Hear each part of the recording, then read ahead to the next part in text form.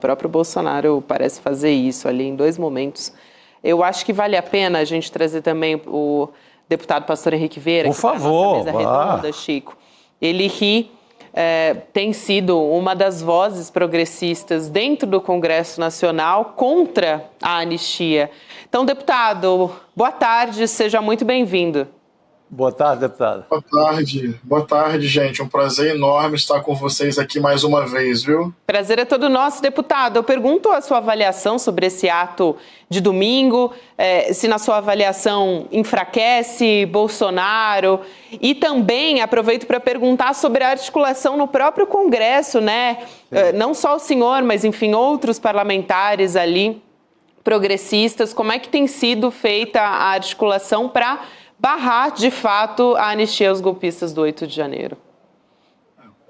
O ato, eu acho que nós precisamos ter uma visão equilibrada. Se nós compararmos com atos anteriores do próprio bolsonarismo e da extrema-direita, sem dúvida alguma é um fracasso, um ato esvaziado, ainda mais que eles concentraram no Rio de Janeiro e ainda assim não ganhou aquela multidão que o Bolsonaro esperava. Neste sentido, é um ato que enfraquece a própria pauta da anistia, que é o interesse do Bolsonaro. Eu digo visão equilibrada porque também nós precisamos, nós do campo democrático, não desprezar a força dos nossos adversários. Por mais que tenha sido abaixo do esperado por eles, 18 mil pessoas na rua mostra alguma capacidade de mobilização. Então eu prefiro ter uma visão equilibrada, saber que foi um fracasso para o objetivo específico, mas não quer dizer que a extrema-direita está derrotada no cenário político brasileiro em hipótese alguma. Sobre a articulação, Bolsonaro vem intensificando desde o início do ano. Algumas fontes dizem que ele precisa de mais 20 votos para conseguir o número que ele requer e necessita para a anistia. Óbvio, se Hugo Mota, presidente da Câmara, decidir colocar para votar. Da nossa parte, a incidência está sendo diretamente junto ao presidente da casa, que tem a prerrogativa de escolher a pauta, ouvindo o colégio de líderes, para que ele sequer coloque em votação. Ao mesmo tempo que fazemos essa articulação política dentro da casa, pressionando o presidente e tentando coesionar um campo democrático, nós estamos mobilizando o que podemos nas redes e nas ruas. Então, eu lancei um manifesto que bateu 150 mil assinaturas, a Frente Brasil Popular, a Frente Brasil, o Povo Sem Medo, dia 30 de março, vai fazer uma manifestação também. Então, assim, nós precisamos de pressão popular sobre o Congresso, porque eu não garanto que Bolsonaro ali não vai ter o número que ele precisa para aprovar a anistia. Chico, eu vou passar para você. Tem um abaixo-assinado, né? Só aqui para reforçar, tem um link para as assinaturas nas redes sociais do deputado, que é o pastorhenriquevieira.com.br/sem anistia para golpistas. É isso, né, deputado? Chico? Boa. Deputado, prazer voltar a falar contigo.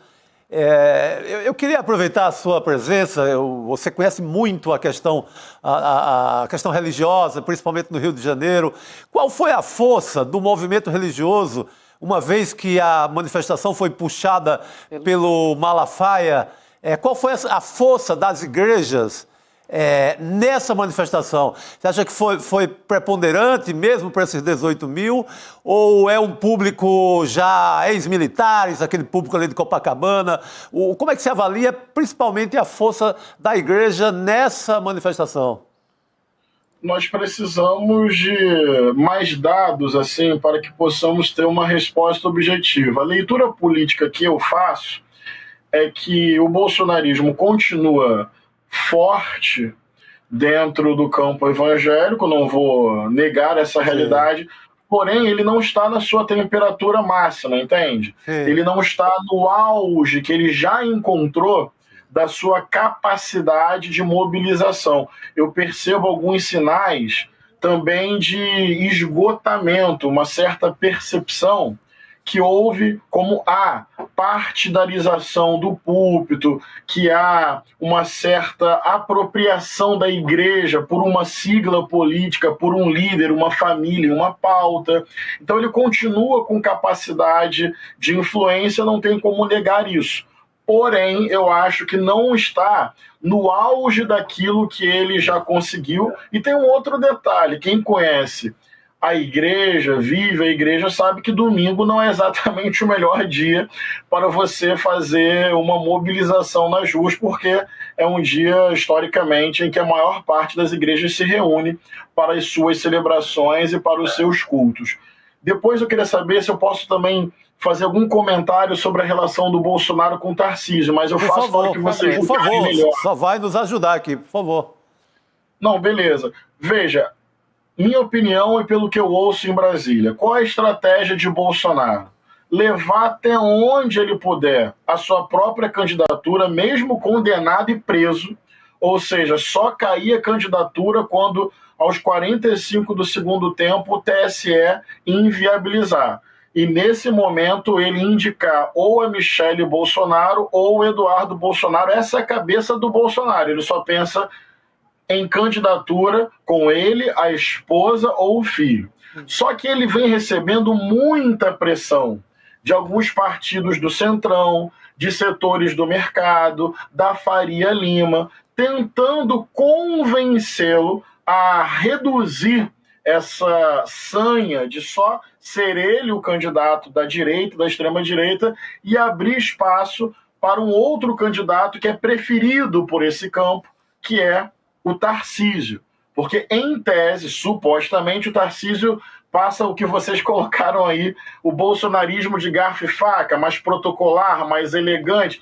Então, existe nos entornos ali da extrema-direita uma tentativa de convencer Bolsonaro a recuar dessa tentativa dele de ir até o final e colocar alguém da sua família em nome de apoiar o Tarcísio. E qual seria a contrapartida para Bolsonaro fazer isso? Maior chance de aprovar o projeto de anistia no Congresso. Então, eles, nesse momento, estão nesses cálculos da própria extrema-direita. O Bolsonaro não quer abrir mão, mas ele está sob pressão, porque ele já está denunciado, indiciado, pode se tornar réu e pode ser preso. E os setores da extrema-direita que preferem Tarcísio estão usando essa pressão sobre Bolsonaro para tentar convencê-lo, como se fosse assim um jogo. Abre mão dessa candidatura, nós garantimos a anistia no Congresso, você se livra da prisão e Tarcísio é candidato. Então, nesse momento, minha leitura de fora, pelo que eu ouço nos bastidores de Brasília, é o debate lá nos bastidores da extrema-direita. O que me cabe dizer para o grande público? Tarcísio é Bolsonaro, é política de ódio, política de violência, política de intolerância, política de machismo, misoginia, antiambiental e contra o povo trabalhador. Então nós precisamos, na minha opinião, do campo democrático, identificar Tarcísio tal qual ele é. Ele é um radical da extrema-direita. Eu acho muito importante a sua avaliação aqui, deputado, sobre isso. Eu também quero te ouvir sobre essa afirmação do Bolsonaro sobre uma suposta aliança com o Kassab. Antes disso, a gente vai rodar aqui o vídeo e aí, na volta, a gente comenta. Vamos lá. Deixo claro aqui, esse 50% aqui, Mauro Mendes e Tarcísio. Não é PL, não. Tem gente boa em todos os partidos. Eu, inclusive, há poucos dias, tinha um velho problema e resolvi com o Kassab em São Paulo. Ele está ao nosso lado, com a sua bancada, para aprovar a anistia em Brasília. Aí eu queria trazer aqui algumas avaliações. Por exemplo, o UOL apurou em reportagem que o Kassab ele não se manifestou, mas basicamente o que dizem nos bastidores e que o próprio Kassab diz é que tem uma parte ali do PSD que quer votar pela anistia e outra que não. E ele que ele não vai interferir. E também no Senado eu acho interessante porque tem a figura do Otto Alencar ali, que é líder, enfim, sim. aliado ao PT também, enfim, também não vai pautar essa discussão, o próprio Alcolumbre já disse que não vai. Eu quero ouvir a sua avaliação também, deputado, sobre essa repercussão no entorno dessa afirmação do Bolsonaro, né? Se foi um blefe ou se realmente existe essa manifestação toda. Eu avalio que essa é a estratégia dele mesmo e tem a ver com o que eu falei na minha resposta anterior. Buscar partidos de centro e centro-direita para ter o número de votos necessário para aprovar a anistia, com os acordos que isso pode implicar. Kassab é uma peça fundamental se ele quer ter esse número. Só que Kassab pode muita coisa. Pode tudo? Não pode tudo. Então, dentro do próprio PSD, tem nomes como Otto Alencar, tem nomes como Antônio Brito. Então, tem uma ala radicalizada, extremista, vou usar o termo que eu acho melhor, tem uma ala extremista dentro do PSD que vai fácil com Bolsonaro, mas tem ali algumas figuras de muito poder e influência, citando dois nomes aqui, Otto Alencar e Antônio Brito, que na minha opinião não pactuariam em hipótese alguma com o projeto de anistia. Posso me equivocar, a vida que segue. Então, Kassab pode, a estratégia de Bolsonaro é por aí, mas ele não pode tudo. E quando ele faz um ato que politicamente sai esvaziado, ele fica com menos trunfo, inclusive, diante do próprio Kassab, na minha opinião. Então, assim, o cenário é indefinido. Tem jogo a ser jogado. Eu acho que a partir desta semana os bastidores de Brasília, que já estavam aquecidos, a pauta do plenário está fria, mas a pauta dos bastidores está muito aquecida com o debate das comissões permanentes da Casa, deve se definir esta semana, e com esse debate sobre a anistia. O que está aquecido agora vai pegar fogo, porque é o famoso vai ou racha. Bolsonaro não vai conseguir, durante muito tempo, prometer uma anistia sem que ela se concretize. Uma hora isso vai cair ou na fatalidade da anistia ser aprovada ou no descrédito dele de ficar falando alguma coisa que se comprova como blefe. Por isso, a importância de mobilização do campo democrático para colocar os olhos e a pressão sobre o parlamento para a gente ajudar a esfriar, arquivar e enterrar essa pauta da anistia, porque é uma chance histórica nesse país de responsabilizar peixes grandes, inclusive com estrelas de general, que tentaram um golpe contra a democracia. E isso é grave, porque é gente que ama tortura e odeia o povo. É isso, deputado. Perfeito, deputado. Quero muito agradecer aqui a sua presença. É sempre um prazer ouvir o senhor, que está com uma avaliação muito sóbria também do ato que aconteceu, né? Muito importante para a gente. Obrigada, deputado. Até uma próxima. Muito obrigado. Um fraterno abraço. Um abração, querido.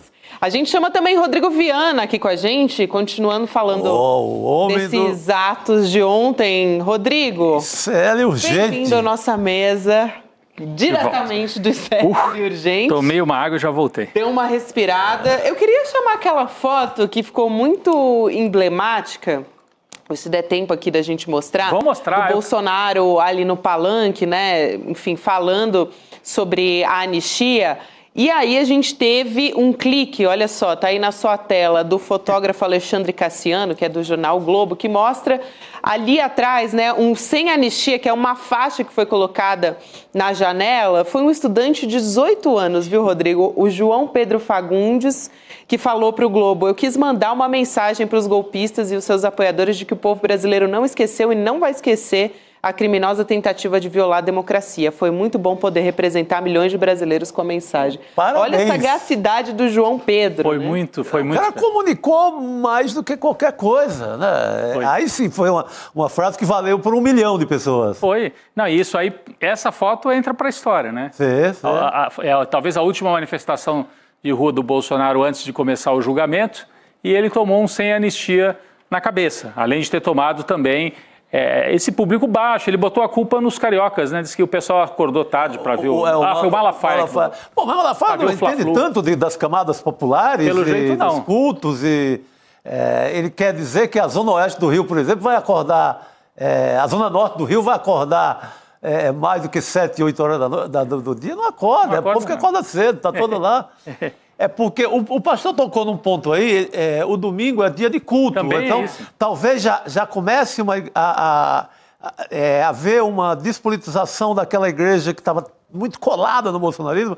Talvez esteja preferindo de novo Jesus Cristo, o culto a Bolsonaro. Um pedaço dos evangélicos do Rio de Janeiro rompeu com o bolsonarismo, né? O Ottoni de Paula, né? Que outro dia foi até entrevistado aqui no Série Notícias Primeira Edição, que apoiou o Eduardo Paes no Rio, criticou o Bolsonaro, continua sendo de direita e tal, mas rompeu com o bolsonarismo, disse que se arrepende de ter entregue o púlpito da igreja dessa maneira para o bolsonarismo, que eles estão não preocupados com a igreja, mas com o projeto de poder deles, né? Então, pode ser, isso é um dos diagnósticos. Eu vi sua pergunta para o Uma primeira revisão, né, da igreja neopentecostal no Brasil, de que se a gente continua colocando o Bolsonaro antes de Cristo, pode ser muito ruim para a igreja. Já está, né? Já está ruim.